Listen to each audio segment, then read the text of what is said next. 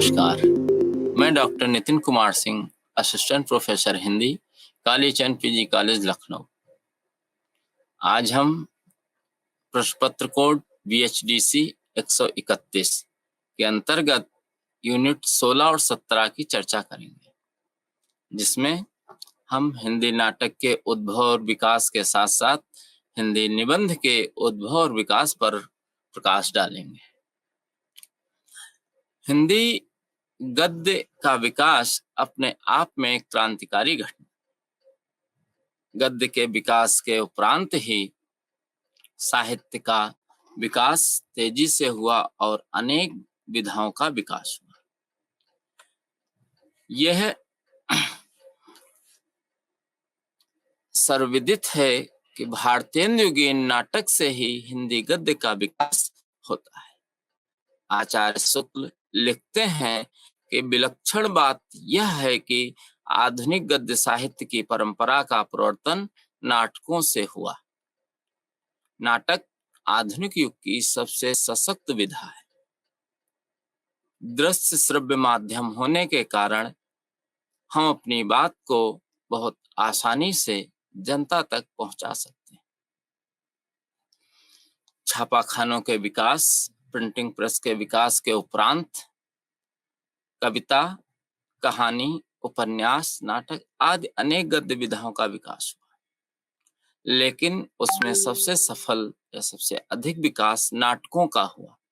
क्यों? क्योंकि नाटक दृश्य और श्रव्य होते हैं और जो किसी देश काल घटना पर आधारित होते हैं, और इनके माध्यम से हम अपनी बात बहुत आसानी से जनता के बीच, श्रोताओं के बीच, दर्शकों के बीच, या हम कहें सामाजिक के मध्य पहुंचा सकते हैं। जो समय था 1850 का, वो स्वतंत्रता आंदोलन का समय था और टेक्नोलॉजी का बहुत विकास नहीं हुआ था। ऐसे में हमें अपनी बात दूर दराज क्षेत्र में बैठी हुई जनता को भी पहुंचानी थी, लोगों को संदेश देना था, देश को जागरूक करना था। और सिर्फ देश को आजाद कराना ही हमारा उद्देश्य नहीं था। हमारा उद्देश्य अपने देश को विकास के पथ पर आगे ले जाना था, अपनी संस्कृति को, अपने साहित्य को बढ़ाना था। इसी उद्देश्य की प्राप्ति के लिए भारतेंदु जी के नेतृत्व में अनेक नाटकों का सृजन हुआ। भारतेंदु ने स्वयं नाटक लिखे और उन्होंने दूसरी भाषाओं के नाटकों का हिंदी में अनुवाद भी किया। इसके साथ साथ उन्होंने अपने समय के लेखकों को भी नाटक लिखने के लिए प्रेरित किया। भारतेंदु जी के उपरांत प्रसाद जी का हिंदी नाटक में प्रमुख नाम आता है। प्रसाद जी का योगदान अद्वितीय है। उनके द्वारा लिखे गए नाटक आज भी उतनी ही शिद्दत के साथ देखे जाते हैं, पढ़े जाते हैं। प्रसाद जी को हम आधार मानकर हिंदी नाटक के उद्भव और विकास को समझ सकते हैं। प्रसाद पूर्व हिंदी नाटक, प्रसाद युगीन हिंदी नाटक और प्रसादोत्तर हिंदी नाटक। प्रसाद पूर्व हिंदी नाटकों में सर्वप्रथम नाम आता है भारतेंदु हरिश्चंद्र के द्वारा सृजित नाटकों का, जिसकी समय सीमा 1857 से 1900 तक मानी जाती है। भारतेंदु जी एक ऐसे नाटककार थे जिन्होंने अपने नाटकों में सामाजिक मुद्दों को उठाया, देश प्रेम की बात को कहा और समाज को एक नई दिशा दिखाने का प्रयास किया। आपके प्रमुख मौलिक नाटक वैदिकी हिंसा हिंसा ना भवति, चंद्रावली, विशस्य विश्वौषधम, भारत दुर्दशा, नील देवी, अंधेर नगरी आदि।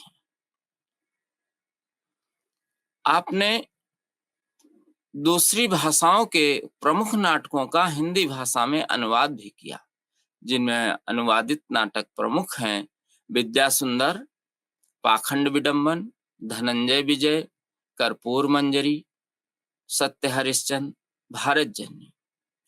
सत्य हरिश्चंद्र को कुछ लोग, कुछ आलोचक मौलिक भी मानते हैं, लेकिन शुक्ल जी का कहना है कि ये बंगला में लिखा गया था, इनके नाटक पर बंगला का प्रभाव है। भारतेंद्र जी ने अपने नाटकों के माध्यम से समाज में व्याप्त गरीबी, अशिक्षा, लैंगिक भेद आदि अनेक सामाजिक समस्याओं को उठाया। इसके साथ साथ उन्होंने शासन में व्याप्त भ्रष्टाचार और अयोग्य शासकों पर भी व्यंग्यात्मक नाटक लिखे। अंधेर नगरी आप सबने पढ़ा होगा। अंधेर नगरी नाटक में आपने देखा कि किस तरह से भारतेंद्र जी वर्तमान शासक और व्यवस्था पर चोट करते हैं, किस तरह से वो ये दिखाने का प्रयास करते हैं कि हमारा देश ऐसे शासकों के हाथ में है जो अयोग्य हैं, और इसी कारण से हम उन्नति में कहीं ना कहीं पीछे रह जा रहे हैं, विकास के पथ पर हम आगे नहीं बढ़ पा रहे हैं। यह समय था जब हमें एक ऐसे नेतृत्व की, एक हमें ऐसे प्रशासक की आवश्यकता थी जो हमें विकास के पथ पर आगे ले जाता। समाज में व्याप्त बुराइयों और कुरीतियों, परंपराओं से देश को मुक्त कराना भी हमारा प्रथम लक्ष्य था। इस कारण से इस युग के नाटककारों ने अनेक ऐसे नाटकों की रचना की जिसमें इन सामाजिक समस्याओं को उठाया गया। नहुस को हिंदी साहित्य का प्रथम नाटक माना जाता है, जो भारतेंद्र के पिता गिरधर दास ने लिखा था, लेकिन इसके उपरांत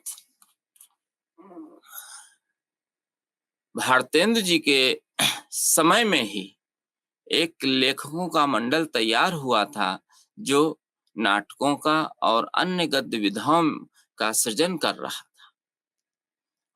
यद्यपि भारतेंद्र युगीन नाटक में नाटक के तत्व बहुत प्रगाढ़ नहीं है, नाटक के प्रमुख तत्वों का बहुत अच्छा समावेश नहीं हुआ है, लेकिन नींव हम नाटक लेखन की भारतेंद्र युग में ही रखी गई थी। जो विषय हैं उन्हें हम कह सकते हैं कि वो सामाजिक या तात्कालिक परिस्थितियों के अनुसार तो बहुत अच्छे थे। अच्छा योगदान नहीं कहा जा सकता, लेकिन चूंकि भारतेंद्र युग में ही नाट्य विधा का प्रस्फुटन होता है और नाट्य विधा से ही गद्य का प्रारंभ होता है, इसलिए यह युग अपना विशेष महत्व रखता है। अगर हम बात करते हैं भारतेंद्र के नाटक भारत दुर्दशा की, भारत दुर्दशा में भारतेंद्र ने तत्कालिक वातावरण को, देश काल को प्रस्तुत करने का एक सफल प्रयास किया है। इन्होंने उसके माध्यम से यह बताने का प्रयास किया है कि हम क्या थे और हमें क्या होना चाहिए। भारतेंद्र जी के बाद दूसरा नाम आता है आचार्य महावीर प्रसाद द्विवेदी का। द्विवेदी युग में भी नाटकों का लेखन हुआ और जो नाटक लेखन की विधा थी वह सनह सनह आगे बढ़ी। द्विवेदी जी आदर्श को लेकर चलते थे, वो चाहे भाषा का हो, चाहे संस्कृति का हो या अन्य कोई भी, वो सदैव आदर्श को सर्वोपरि रखते थे। और ऐसे में उन्होंने नाटकों में भी आदर्श को बनाए रखा। उन्होंने लेखकों को प्रोत्साहित किया कि जो नाटक लिखे जाएं वो समाज और देश के समक्ष एक आदर्श हो। ऐसा ना हो कि वो नाटक केवल मनोरंजन बनकर रह जाए। अब हम बात करते हैं प्रसाद युग की। प्रसाद जी से आप सभी परिचित हैं और प्रसाद जी के जो नाटक हैं वो आज भी हिंदी साहित्य में मील का पत्थर है। प्रसाद जी के पहले जो नाटकों का सृजन होता था वो नाटकीय तत्वों पर उतने उत्कृष्ट नहीं थे, लेकिन जब प्रसाद जी आते हैं तो रंगमंच का विकास होता है, अभिनेता को प्रमुखता दी जाती है और संवाद शैली को और भी अधिक प्रभावशाली बनाने का प्रयास किया जाता है। प्रसाद जी मूल रूप से ऐतिहासिक नाटककार माने जाते हैं। आपके प्रमुख नाटकों में चंद्रगुप्त, स्कंदगुप्त, अजातशत्रु, राज्यश्री, ध्रुव स्वामिनी आदि अनेक नाटक हैं जो उल्लेखनीय हैं। ध्रुव स्वामिनी आपके नाटकों का पूर्ण विकास माना जा सकता है। आपने अपने नाटकों के माध्यम से ऐतिहासिक घटनाओं को केंद्र में रखते हुए वर्तमान समाज को जागरूक करने का, प्रेरित करने का और एक दिशा प्रदान करने का कार्य किया। प्रसाद जी ने अपने नाटकों की जो कथा वस्तु है वो इतिहास से उठाई है। चंद्रगुप्त में हम गुप्त वंश की बात करते हैं, महाराजा चंद्रगुप्त के काल की, जिसमें हम चाणक्य को स्मरण करते हैं, राक्षस की बात करते हैं, घनानंद के आतताई शासन से चंद्रगुप्त ने मगध को किस तरह से बचाया था, इसका जिक्र हम चंद्रगुप्त नाटक में देखते हैं। इसी तरह स्कंदगुप्त है, अजातशत्रु है और ध्रुव स्वामिनी नाटक में जिस तरह से रामगुप्त जैसे कमजोर और अयोग्य शासक ने किस तरह से देश को अवनति के गर्त में डाल दिया था और चंद्रगुप्त किस तरह रामगुप्त का अंत करके और राज्यासीन होता है, इसका वर्णन आपके प्रसाद जी ध्रुव स्वामिनी नाटक में करते हैं। ऐसा राजा जो अपनी पत्नी की भी रक्षा नहीं कर सकता। ध्रुव स्वामिनी रामगुप्त की पत्नी थी, लेकिन सकराज के आगे उसने घुटने टेक दिए और ध्रुव स्वामिनी को सकराज के शिविर में भेजने को वो तैयार हो जाता है। यह बात चंद्रगुप्त को गले नहीं उतरती और वह उससे बदला लेने के लिए ध्रुव स्वामिनी के साथ जाता है और सकराज का वध कर देता है और चंद्रगुप्त का भी वध करके वह सिंहासन पर बैठता है। उस समय आप कल्पना कीजिए, जब महारानियों की यह स्थिति थी तो सामान्य स्त्रियों की स्थिति क्या रही होगी। प्रसाद जी के नाटकों पर आक्षेप लगता है कि यह मंचीय नहीं है। इनके कथन बहुत बड़े हैं। इनकी जो साज सज्जा है, जो मंच है, उसको पर्दे पर दिखाना इतना आसान नहीं है।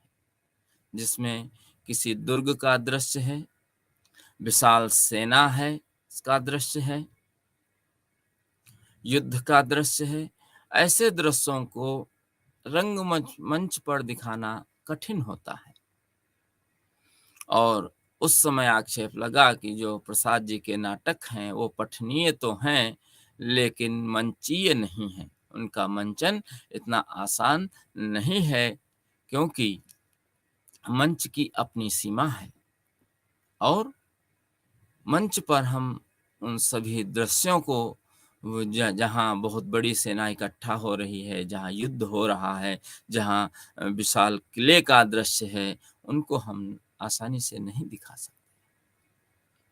लेकिन प्रसाद जी ने कहा था कि आज तकनीकी का विकास नहीं है, सुविधाएं कम हैं, इसलिए हमारे नाटकों पर यह आक्षेप लग रहा है कि हमारे नाटक पठनीय हैं, मंचीय नहीं है। लेकिन जब तकनीक का विकास होगा तब हमारे नाटकों का सफल मंचन और अभिनय किया जाएगा, तब हमारे नाटक एक दिन अवश्य सफल होंगे। उन्हें पूर्ण विश्वास था कि जो उनके नाटक हैं वो स्तरीय नाटक हैं और उनका मंचन संभव हो सकता है, मंचन बहुत अच्छे से किया जा सकता है। लेकिन उसके लिए भविष्य का इंतजार करना था कि जब टेक्नोलॉजी विकसित होगी तो हमारे नाटकों का मंचन होगा। प्रसाद जी ने अपने नाटकों में जो अंग्रेजों का शासनकाल था 200 वर्ष, मुगल शासनकाल रहा, हर्षवर्धन के बाद अगर आप देखें तो कोई भी हिंदू शासक इतना बलवान नहीं हुआ जो एक केंद्रीय सत्ता स्थापित कर। प्रसाद जी जो भी नाटक लिखते हैं उसकी पृष्ठभूमि, उसकी कथा वस्तु वो इतिहास से उठाते हैं और गौरवपूर्ण इतिहास से, जो भारत का गौरवपूर्ण इतिहास रहा है उसको बताने का प्रयास करते हैं। वह इस अंग्रेजों के शासनकाल के और मुगलों के शासनकाल का जो गैप आया, जो हमारी संस्कृति को नुकसान पहुंचा, जो हमारा देश अवनति के मार्ग पर अग्रसर हुआ, उसको भुलाने का, उसको भरने का प्रयास कर रहे थे। वो प्रयास कर रहे थे कि हम ऐसे नहीं थे। हमारी संस्कृति महान थी। उदार चरित्राणाम तो वसुधैव कुटुंबकम, अतिथि देवो भवो आदि हमारे मूल मंत्र थे। लेकिन गुलामी की जंजीरों ने हम अपनी संस्कृति से दूर किया है, हमें अपने आदर्शों से दूर किया है। राष्ट्र हमारे लिए सर्वोपरि है, राष्ट्र ही हमारे लिए सब कुछ है और बिना देश के, बिना राष्ट्र के कुछ भी संभव नहीं है। इसीलिए प्रसाद जी के जितने भी नाटक हैं, अधिकांश नाटकों में राष्ट्र प्रेम की भावना बलवती है। सदैव वो अपने नाटकों से राष्ट्र प्रेम का संदेश देना चाहते हैं। चंद्रगुप्त, स्कंदगुप्त, अजातशत्रु, ये ऐसे नाटक हैं जो अपने देश के लिए अपना बलिदान भी देना पड़े तो पीछे नहीं हटना चाहिए, इसी संदेश को जन जन तक पहुंचा। इसके साथ साथ प्रसाद जी का अधिक जोर शिक्षा पर था कि बिना शिक्षा के हम आगे नहीं बढ़ सकते। बिना शिक्षा के हम विदेशी ताकतों का सामना नहीं कर सकते। हमें अपने गौरव को भी स्मरण करना है, हमें अपने देश को आजाद भी कराना है और हमें सामाजिक समस्याओं से भी दो दो हाथ करने हैं। यह ऐसा दौर था जहां हम कई मोर्चों पर लड़ रहे थे। एक तरफ अंग्रेज थे, एक तरफ गरीबी थी, एक तरफ अशिक्षा और जो कुरीतियां, रूढ़ियां जो बन गई थीं, हर स्तर पर हमारी लड़ाई चल रही थी। हमें अपने समाज को भी आगे ले जाना था, अपने देश को भी आज़ाद कराना था और अपने लिए, देश के लिए रोटी, कपड़ा और मकान की व्यवस्था भी करनी थी। प्रसाद जी युग दृष्टा नाटककार थे। उन्होंने अपने नाटकों में साम्राज्यवादी शोषण का विरोध किया है। वो देख रहे थे कि किस तरह से अंग्रेज अपना साम्राज्य स्थापित कर रहे हैं और हमें उपभोक्ता बना रहे हैं, हमें धीरे धीरे कहीं ना कहीं अपना गुलाम बनाते जा रहे हैं। नारी जागरण का संदेश प्रसाद जी ने अपने नाटकों से दिया। उनके नाटकों में आप नारी अस्मिता के लिए सदैव आवाज को उठते देखेंगे। ध्रुव स्वामिनी हो, राजश्री हो और अन्य कोई भी नाटक हो जिसके स्त्री पात्र जो हैं, प्रसाद जी के स्त्री पात्र सदैव सशक्त रहे हैं, मजबूत रहे हैं और उन्होंने यह संदेश देने का प्रयास किया है कि जब तक नारी जागरण नहीं होगा तब तक हम अपने देश को आसानी से आजाद नहीं करा सकते और ना ही अपने समाज को उन्नति के मार्ग पर आगे ले जा सकते हैं। सामाजिक समता की बात प्रसाद जी ने अपने नाटकों में की है। प्रसाद जी का मानना था जब तक नाटकों में समाज में समरसता नहीं आएगी तब तक हम उन्नति नहीं कर सकते। और नाटकों में ही नहीं, प्रसाद ने अपने महाकाव्य कामायनी में भी समरसता की बात की है। समरस थे जड़ और चेतन, सुंदर साकार घना। उन्होंने सदैव एक ऐसे देश के, समाज के निर्माण की बात अपने साहित्य के माध्यम से की जिसमें असमानता ना हो, जहां ऊंच नीच ना हो, जहां पर सभी के लिए समान अवसर हो। भाषा और संवादों की दृष्टि से भी प्रसाद जी ने हिंदी नाटक के क्षेत्र में अनेक प्रयोग किए हैं। आपकी भाषा संस्कृतनिष्ठ और प्रसंगानुकूल होती थी। पात्रों के अनुकूल आपने भाषा का चयन किया और उसे आपने रंगमंच पर उतारने का सफल प्रयास किया।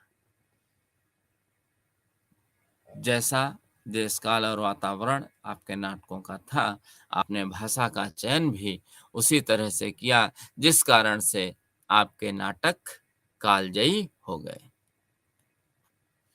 सांस्कृतिक अखंडता की सदैव बात आपके नाटकों में की जाती रही। आपने सदैव अखंड भारत का जो स्वप्न अपने नाटकों के माध्यम से दिखाया, वो आज भी जनमानस के समक्ष प्रस्तुत होता है। आज भी आपके नाटक उतने ही प्रासंगिक हैं जितने उस समय थे। प्रसाद जी के उपरांत हम बात करेंगे प्रसादोत्तर हिंदी नाटक की। प्रसाद जी के उपरांत हम देखते हैं कि हिंदी नाट्य साहित्य में एक युगांतकारी परिवर्तन आता है। तकनीकी का भी विकास हो चुका था। रंगमंच और अभिनेता में उत्कृष्टता आ गई थी। ध्वनि और प्रकाश के प्रयोग से भाव को निर्माण में, संदेश के प्रदान करने में आसानी होने लगी थी और जिन तथ्यों को हम रंगमंच पर प्रस्तुत नहीं कर पाते थे, उन्हें हम ध्वनि और प्रकाश के माध्यम से दर्शकों के सामने प्रस्तुत करने में सफल हो गए। इसके साथ साथ आधुनिक युग में अनेक विधाओं के साथ साथ जो नाटक विधा का विकास होता है, उसमें विषय वस्तु को लेकर भी अनेक सुधार होते हैं, अनेक विषय जोड़े जाते हैं और अनेक पुराने विषयों में नवीनता लाई जाती है। इस युग में यद्यपि हमारे विषय सामाजिक थे, राजनैतिक थे, ऐतिहासिक थे। समाज की उन समस्याओं को जो अभी तक साहित्य में नहीं आई थी, उन्हें भी अब स्थान मिलने लगा था। हम उनकी भी चर्चा करने लगे थे जो अभी तक साहित्य से कहीं ना कहीं बहुत दूर थे और सामाजिक और राजनैतिक, ऐतिहासिक विषयों के साथ साथ प्रेम, शिक्षा आदि विषयों पर भी साहित्य में नाटकों का सृजन होने लगा था। अगर हम इस युग के प्रसादोत्तर युग के प्रमुख नाटककारों की बात करें तो उसमें सेठ गोविंदास, उदय शंकर भट्ट, डॉक्टर राम कुमार वर्मा, उपेंद्र नाथ अस्क, भुवनेश्वर, मोहन राकेश आदि अनेक नाम आते हैं। इन नाटककारों ने अपनी लेखनी के माध्यम से हिंदी नाट्य साहित्य को मजबूत किया। सेठ गोविंदास ने 100 से अधिक नाटकों की रचना की, जिनमें नाटकीयता, कौतूहल, भाषा, संवाद आदि की दृष्टि से ये उत्कृष्ट कहे जा सकते हैं। प्रमुख नाटकों में शेरशाह, कुलीनता, कर्ण, भूदान यज्ञ आदि आपके प्रमुख नाटक आते हैं। इसी क्रम में उदय शंकर भट्ट आपका नाम प्रमुखता से लिया जाता है। आपने गीत नाट्यों की भी चर्चा की, जिसमें मत्स्यगंधा का नाम प्रमुखता से लिया जाता है। आगे हम अभी चर्चा करेंगे नाटकों के विभिन्न प्रकारों की। कुमार वर्मा एक सफल एकांकीकार के रूप में आते हैं और आपने ऐसे नाटकों और एकांकियों का सृजन किया जो आज भी साहित्य में और पाठकों के मध्य अपना विशेष महत्व रखती हैं। उपेंद्र नाथ अस्क हिंदी के प्रसिद्ध नाटककार हैं। आपने मध्यवर्गीय समाज की रूढ़ियों, परंपराओं और उच्च मध्यवर्गीय परिवारों के खोखलेपन को, विषमताओं को, यौन कुंठाओं को जिस तरह से अपने नाटकों के माध्यम से समाज के समक्ष प्रस्तुत किया है, वह अद्वितीय है। आपने अपने नाटकों में मनोवैज्ञानिक और यथार्थपरक विश्लेषण के द्वारा उच्च मध्यवर्गीय और मध्यवर्गीय नागरिकों के, लोगों के मन मस्तिष्क को पढ़ने और समाज के साथ प्रस्तुत करने का जो प्रयास किया, उसके कारण एक ऐसा वर्ग बना जिसने इनको समझने का और इनकी समस्याओं को दूर करने का प्रयास किया। हम जैसे जैसे आधुनिकता की ओर बढ़ रहे हैं, हम जैसे जैसे तकनीक से जुड़ रहे हैं, वैसे वैसे अनेक समस्याएं हमारे आपके घरों में घर करती जा रही हैं। प्रसाद और भारतेंदु जी के नाटकों में आप अगर देखेंगे तो वहां पर युवा वर्ग है, लेकिन वहां पर सबसे प्रमुख समस्या है अपने राष्ट्र को स्वतंत्र कराने की। इसलिए जो वहां का युवा है वो अपने देश को आजाद कराना चाहता है। वो अपने देश के लिए बलिदान भी देना पड़े तो वो पीछे नहीं हटता। लेकिन जब हमारा देश आजाद हो गया, हम स्वतंत्र हो गए, तब हमें कुछ नवीन समस्याओं से सामना करना पड़ा। अब यहाँ युवा जो देश के लिए अंग्रेजों से लड़ रहा था, अब वो अपने अंदर की कुंठाओं से लड़ रहा है, अशिक्षा से लड़ रहा है, असंतोष से लड़ रहा है। वो समाज में व्याप्त विषमताओं से लड़ रहा है। और किस तरह से उसके साथ अपने परिवार में ही अच्छा व्यवहार नहीं होता, वो अपनी बात किससे कहे। सबसे बड़ी समस्या है आधुनिक युग की कि जो युवा है, जो किशोर हैं, वो अपनी बात कहें तो किससे। कहीं ना कहीं जो मर्यादा का बंधन था वो उनको रोक रहा था, जो भारतीय परिवेश था वो उनको रोक रहा था। ऐसे में वो एक घुटन का वातावरण जी रहे थे। और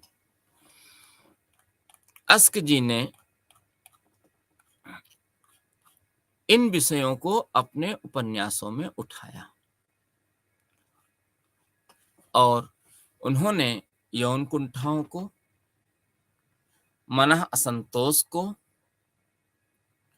और युवक युवतियों के असंतुलित दाम्पत्य जीवन को अपने नाटकों के माध्यम से समाज और श्रोताओं के समक्ष प्रस्तुत करने का सफल प्रयास किया। इसी क्रम में नाम आता है हिंदी के बहुत सफल नाटककार धर्मवीर भारती का। धर्मवीर भारती का जो सबसे प्रसिद्ध नाटक है अंधा युग, जिसका प्रकाशन 1955 में होता है, इसे गीत नाट्य की संज्ञा दी जाती है। इसने कविता और नाटक के बीच गहरे रिश्ते को जोड़ा था। जो भाषा है अंधा युग की, उसमें कविता भी है, संवाद भी है, नाटकीयता भी है और अपने विषय को कहने का जो तरीका है वह विषय को और भी प्रभावशाली बनाता है। अंधों से शोभित था युग का सिंहासन, भारती जी लिखते हैं। क्योंकि अंधा युग, इसमें जो पृष्ठभूमि है वो महाभारत से ली गई है। महाभारत के अंतिम दिन का युद्ध समाप्त हो चुका है।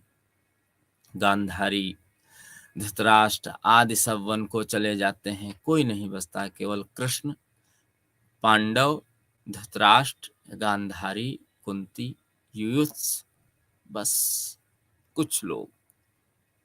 इतनी संपूर्ण कौरव वंश का विनाश हो गया। पांडव, 5 पांडवों को छोड़कर कोई नहीं बचा। अश्वत्थामा जो श्राप को लिए हुए इधर उधर भटक रहा है।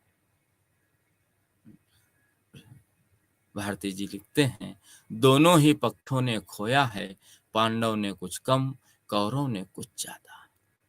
युद्ध की विभीषिका को दर्शाता यह नाटक हिंदी साहित्य में अपना महत्वपूर्ण स्थान रखता है। भारती जी संदेश देना चाहते हैं कि युद्ध किसी भी परिस्थिति में हमारे लिए अच्छा नहीं हो सकता।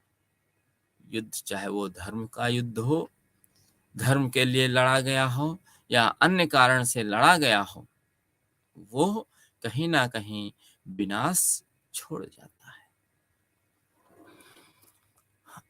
इस नाटक का अनुसरण करते हुए दुष्यंत कुमार जी ने एक कंठ बिस्पाई और पंत जी ने शिल्पी नाटक लिखा जो अधिक प्रसिद्ध हुए। भारती जी के साथ साथ भुवनेश्वर का भी नाम हिंदी के नाटकों में प्रमुखता से, नाटककारों में प्रमुखता से लिया जाता है। आप एकांकी लेखन में अपना महत्वपूर्ण स्थान रखते हैं।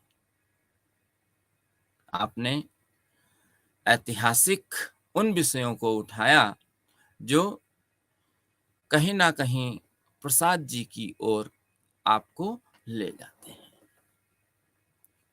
आधुनिक युग में एक और महान नाटककार हैं जिनका नाम आता है मोहन राकेश। मोहन राकेश एक हिंदी साहित्य के उन नाटककारों में हैं जो नाटकों की दशा और दिशा बदलने का मादा रखते हैं। मोहन राकेश ने अपने नाटकों में अनेक प्रयोग किए। उनके प्रमुख नाटक हैं आषाढ़ का एक दिन, लहरों के राजहंस और आधे अधूरे। आपने अपने नाटकों के माध्यम से यह प्रयास किया कि जो नाटक है उसका बहुत आसानी से मंचन किया जा सके,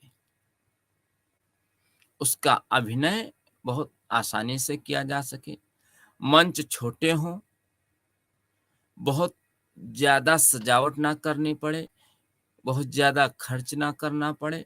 इसलिए आपने जो ऐसे वातावरण का सृजन किया जिसमें ये आपके जो 3 नाटक हैं, आधे अधूरे, लहरों के राजहंस और आषाढ़ का एक दिन, यह मील का पत्थर साबित हुए।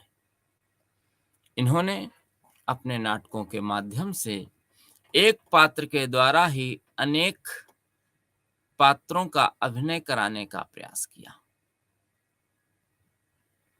इन्होंने ऐसे दृश्यों का सृजन किया जिसमें बहुत अधिक मंच सज्जा की आवश्यकता नहीं थी। उसको इन्होंने प्रकाश और ध्वनि के साथ साथ संवादों के माध्यम से उस वातावरण के निर्माण का सफल प्रयास किया जिससे इनके नाटक मील का पत्थर साबित हुए। आधे अधूरे नाटक मध्यवर्गीय समाज में जो पूर्णता की खोज है, सब पाना चाहते हैं, उसकी बात करता है।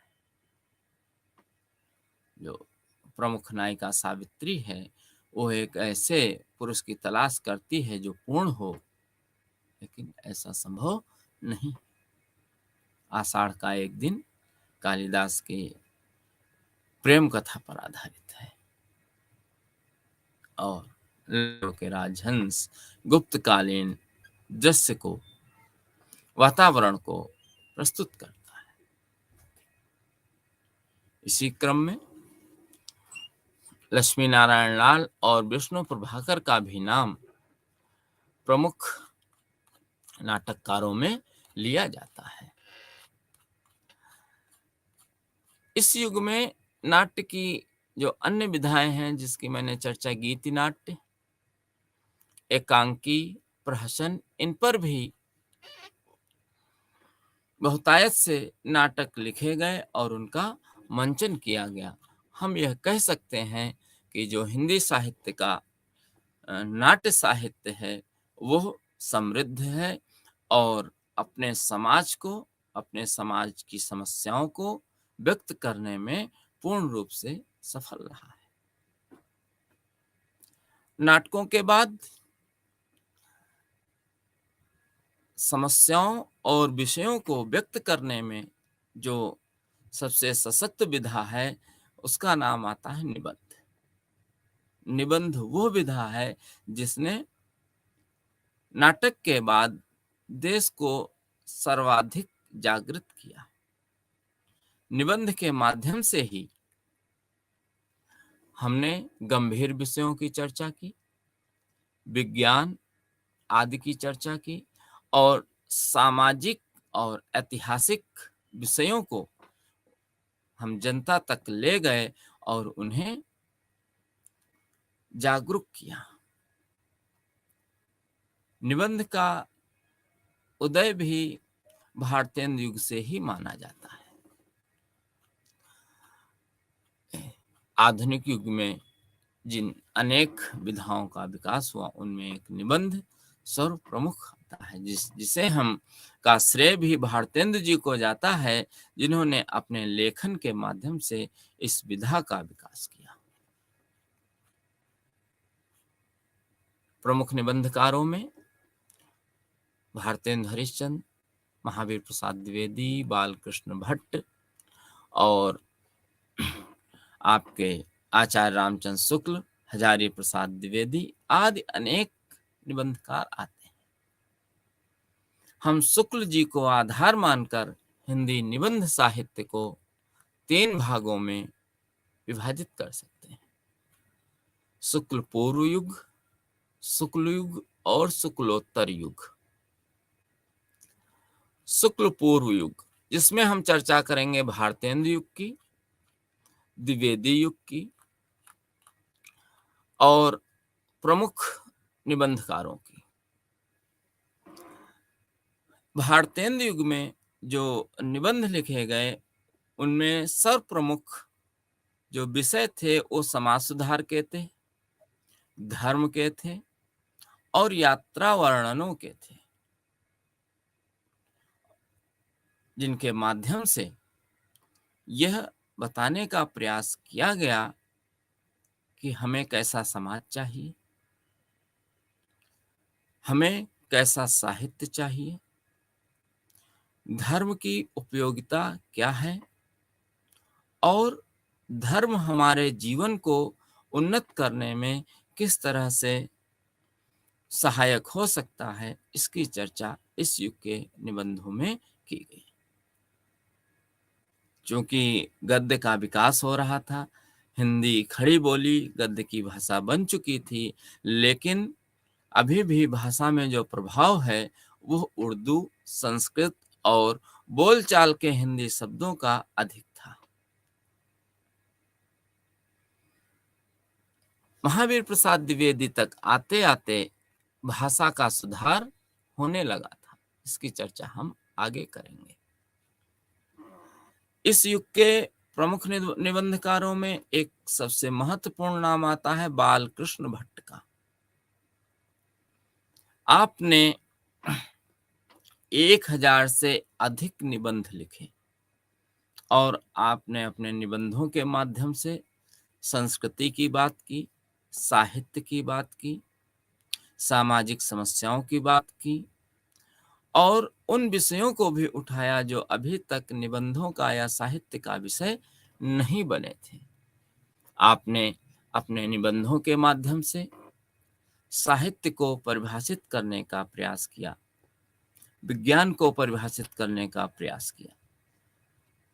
आपने कहा कि साहित्य जनसमूह के हृदय का विकास है। साहित्य को परिभाषित करते हुए आपने जो परिभाषा दी कि साहित्य जनसमूह के हृदय का विकास है, इसी परिभाषा का आधार कहीं ना कहीं आगे चलकर आचार्य रामचंद्र शुक्ल बनाते हैं, जो जनता की चित्रवृत्तियों में साहित्य को खोजते हैं। इसके साथ साथ इस युग के प्रमुख निबंधकारों में नाम आता है आचार्य महावीर प्रसाद द्विवेदी का। आपने जब सरस्वती पत्रिका का संपादन संभाला 1903 में, उसके बाद आपने साहित्य के प्रत्येक क्षेत्र में ध्यान दिया और अपनी लेखनी और अन्य लेखकों के सहयोग से आपने जो गद्य की नवीन विधाएं थीं उनको भी विकसित होने का विकास करने का पूर्ण प्रयास किया। उस समय की जो प्रमुख पत्रिकाएं थीं सरस्वती, समालोचक, नागरी प्रचारणी, मर्यादा आदि पत्रिकाओं में आपके निबंध छपते थे और इनमें हास्य परिहास, व्यंग, विनोद आदि के साथ साथ आयुर्वेद, विज्ञान और सामाजिक समस्याओं को उद्धृत करते हुए निबंध हैं लिखे जाते थे। इस युग के प्रमुख निबंधकारों में श्याम सुंदर दास, आचार्य महावीर प्रसाद द्विवेदी, सरदार पूर्ण सिंह, चंद्रधर शर्मा गुलेरी आदि आते हैं। सरदार पूर्ण सिंह ने मात्र 6 निबंध लिखे और वो निबंध इतने उत्कृष्ट थे कि उसके कारण ही सरदार पूर्ण सिंह एक सफल निबंधकार माने जाने लगे। आपके प्रमुख निबंधों में मजदूरी और प्रेम, आचरण की सभ्यता, कन्यादान, सच्ची वीरता आदि, जिसमें हम चर्चा करेंगे आचरण की सभ्यता की। इस निबंध की जो भाषा है, जो शैली है, जो कहने का ढंग है, वह अद्वितीय है। और आपने अपनी भाषा और शैली के द्वारा ही जो निबंध विधा है उसे उत्कृष्ट स्थान दिलाया।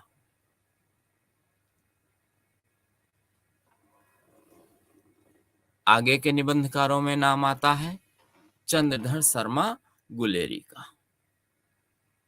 एक उत्कृष्ट निबंधकार हैं। आपके अधिकांश निबंध विचार प्रधान हैं। आपके निबंधों में वैचारिकता मिलती है, भावों की प्रधानता मिलती है, और जिस कारण आप समाज और साहित्य को जोड़ पाते हैं। पद्म सिंह शर्मा का भी नाम उत्कृष्ट निबंधकारों में आता है और आपने अपने निबंधों के माध्यम से देश को, समाज को एक सफल संदेश देने का प्रयास किया है। शुक्ल पूर्व निबंधकारों में जो तत्कालीन सामाजिक परिस्थितियां थीं, उसे देखने, परखने और निबंधों में उसे उकेरने का सफल प्रयास किया गया। अब हम चर्चा करते हैं शुक्ल युग की। शुक्ल युग में सर्वप्रथम नाम आता है आचार्य रामचंद्र शुक्ल का। आपके जो मनोविकार संबंधी निबंध हैं, वो हिंदी साहित्य की अमूल्य निधि है। आपका निबंध संग्रह चिंतामणि 3 भागों में प्रकाशित होता है। चिंतामणि भाग 1, भाग 2 और भाग 3। आपके प्रमुख निबंधों में क्रोध, श्रद्धा और भक्ति, घृणा, करुणा, लज्जा, ग्लानि, लोभ और प्रीति, ईर्ष्या, उत्साह, करुणा आदि। इन मनोविकार संबंधी निबंधों के माध्यम से आपने जनमानस के अंतःकरण को पढ़ने और परिभाषित करने का सफल प्रयास किया है। और जो आपने परिभाषाएं दी हैं, लोभ और प्रीति में श्रद्धा क्या है, भक्ति क्या है, वो हिंदी साहित्य में अद्वितीय हैं। आपने अपने निबंधों में लोकोक्तियों, मुहावरों और उन विषयों को, उन भाषा के उस पक्ष को रखा है जो सर्वग्राह्य था, जो उत्कृष्ट था। जहां आपने समझा कि जिस विषय के लिए जैसे शब्द होने चाहिए, आपने वैसे ही शब्दों की रचना की, वैसे ही शब्दों का चयन किया है। आपने काव्य शास्त्रीय निबंध भी लिखे। साधारणीकरण पर आपने निबंध लिखा। काव्य में लोक मंगल की साधना अवस्था, इस पर भी निबंध लिखा। व्यक्ति वैचित्रवाद आपने लिखा। ऐसे निबंधों को लिखकर आपने यह स्पष्ट किया कि जो कठिन विषय हैं उनको भी निबंध के माध्यम से आसानी से समझा जा सकता है। अपने अंतःकरण को समझना हो, देश के अंतःकरण को समझना हो, युवाओं के मन को समझना हो, या किसी काव्य शास्त्री विषय को समझना हो, उसे निबंध के द्वारा आसानी से समझा जा सकता है। आपके निबंध विषय, भाषा और शैली सभी दृष्टियों से उत्कृष्ट माने जाते हैं। आपका जो भाषा विधान है वो अद्वितीय है। भाषा ही, आपके निबंधों की भाषा ही आपको अपने युग के अन्य निबंधकारों से अलग करती है। इसी क्रम में शुक्ल युग के समकालीन लेखकों में नाम आता है बाबू गुलाब राय का। आपने अनेक निबंधों का सृजन किया और अपने व्यंग्यपूर्ण, विनोदपूर्ण शैली से उन्हें लालित्यपूर्ण बनाया। उसमें लोकोक्तियों और मुहावरों के प्रयोग से जो निबंध थे वो नीरस नहीं रहे। उसकी जो भाषा थी वो सरल और सहज हो गई, और जिसके कारण वह पाठकों के बीच लोकप्रिय हुई। माखनलाल चतुर्वेदी, राहुल सांकृत्यायन आदि लेखक भी इस युग के प्रमुख निबंधकारों में। इसी युग में एक प्रमुख निबंधकार हैं सूर्यकांत त्रिपाठी निराला। आपका भी निबंध साहित्य के विकास में महत्वपूर्ण योगदान रहा है, और आपने अपने निबंधों के माध्यम से हिंदी साहित्य को उत्कृष्ट बनाने का जो प्रयास किया है वो अद्वितीय है। आपकी भाषा संस्कृतनिष्ठ और आपके विषय सामाजिक के साथ साथ धार्मिक और विभिन्न समस्याओं को लिए हुए थे। आपके निबंधों में राष्ट्रीयता, सामाजिक भेदभाव आदि अनेक विषयों को उठाया गया, जिसके कारण उस समय चल रहे स्वतंत्रता आंदोलन और स्वतंत्रता के उपरांत जो समाज का निर्माण हो रहा था उसके निर्माण में सहायता मिलती है।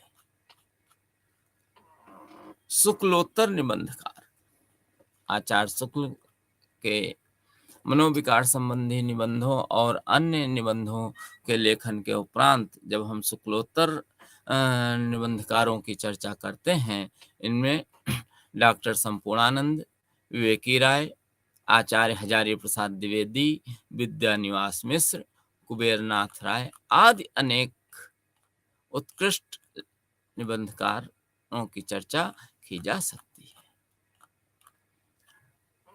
अगर हम देखें आचार्य हजारी प्रसाद द्विवेदी के निबंध, आप एक बड़े निबंधकार हैं और आपने जो ललित निबंधों की सर्जना की है वह हिंदी साहित्य में अन्यत्र नहीं।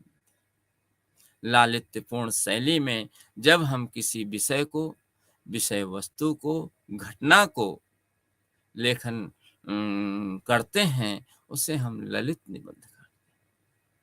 ललित निबंधों की भाषा सरल, सहज और विषयानुकूल होती है। कठिन से कठिन विषय को भी आप बहुत माधुर्यपूर्ण भाषा में आसानी से कह देते हैं। द्विवेदी जी के प्रमुख निबंध संग्रह में कुटज, अशोक के फूल, देवदार आदि आते हैं। आपके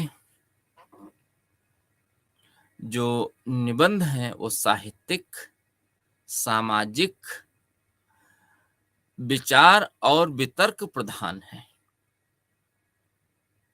आपने अपने निबंधों में उस जिस भाषा का सृजन किया है, वह आज भी पाठकों को अपनी ओर आकर्षित करती है। कुटज जैसे छोटे से पौधे को आपने जो एक लंबी यात्रा कराई कालिदास से लेकर और वर्तमान तक, वो अद्वितीय है। अशोक के फूल किस तरह से हमारी संस्कृति को हमसे दूर कर दिया गया, किस तरह से हम अपने रीति रिवाज परंपराओं को भूल रहे हैं। कहीं ना कहीं अशोक के फूल जो निबंध है, वो हमें इसकी ओर याद दिलाता है, हमें मजबूर करता है सोचने के लिए कि हमारी जो गौरवशाली संस्कृति थी, उससे हम किस तरह से दूर जा रहे हैं। अशोक के फूल। इसी तरह महत्वपूर्ण निबंध है देवदार। ऐसा कहते हैं, लोक मान्यता है कि जो ग्रामीण क्षेत्रों में या लोक में जो मान्यता है कि देवदार की लकड़ी का प्रयोग जो है वो कुछ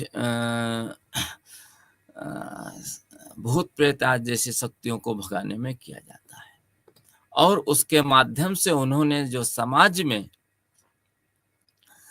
अंधविश्वास फैले थे, जो समाज में लोक मान्यताएं फैली थीं, उनको समाज के समक्ष प्रस्तुत करने का प्रयास किया और समाज को जागरूक करने का प्रयास किया कि हम अब आधुनिक युग में प्रवेश कर चुके हैं, अब हम बहुत आगे निकल चुके हैं, और जो हमें लोक मान्यताएं हैं, उनसे कहीं ना कहीं उनमें परिमार्जन करने की आवश्यकता है। इसी तरह द्विवेदी जी के बाद नाम आता है विद्यानिवास मिश्र जी का, जो कि एक सफल निबंधकार हैं। उनके प्रमुख निबंधों में मेरे राम का मुकुट भीग रहा है, तुम चंदन हम पानी, तमाल के झरोखे से आदि के माध्यम से आपने हिंदी साहित्य को एक उत्कृष्ट निबंध साहित्य उपलब्ध कराया है।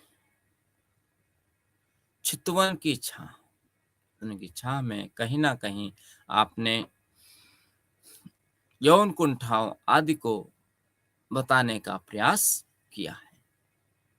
सीधे ललित निबंधकारों में दूसरा बड़ा नाम आता है कुबेरनाथ राय का। आपके प्रमुख निबंध बांसुरी, गंधमादन, विषाद योग, प्रिया नीलकंठी आदि आते हैं।